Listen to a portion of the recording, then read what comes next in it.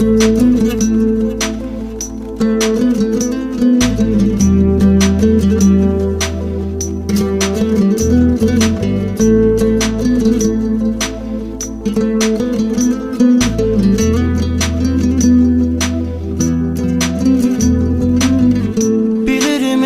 atıp gitmeyle məni gülüm, kapıları bağlayıp açmış kucağın zulüm.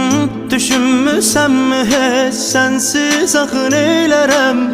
Dərdimi hər gecə tənhalığa söylərəm. Mən səndən sonra dərd elə yıxdı ki, sensizliyin aman dərmanı yoxdur ki, ürəyim döyünürsə.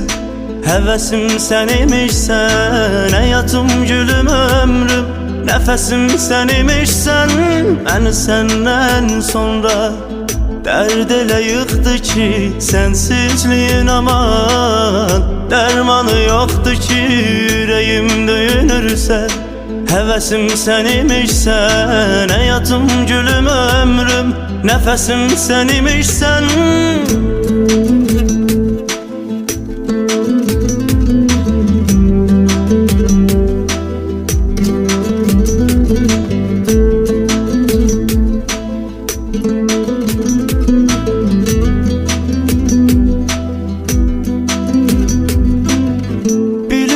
Sen atıp gitmeyle məni gülüm, kapıları bağlayıp açmış kucağın zulüm.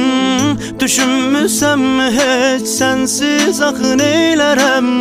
Dərdimi hər gecə tənhalığa söylərəm. Mən səndən sonra dərd elə yıxdı ki, sensizliyin aman dərmanı yoxdur ki, ürəyim döyünürsə.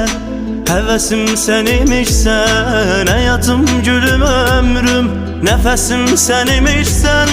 Mən səndən sonra dərd elə yıxdı ki, sensizliyin aman dərmanı yoxdur ki, ürəyim döyünürsə. Həvəsim sən imişsən, həyatım gülüm ömrüm, nəfəsim sən imişsən. Mən səndən sonra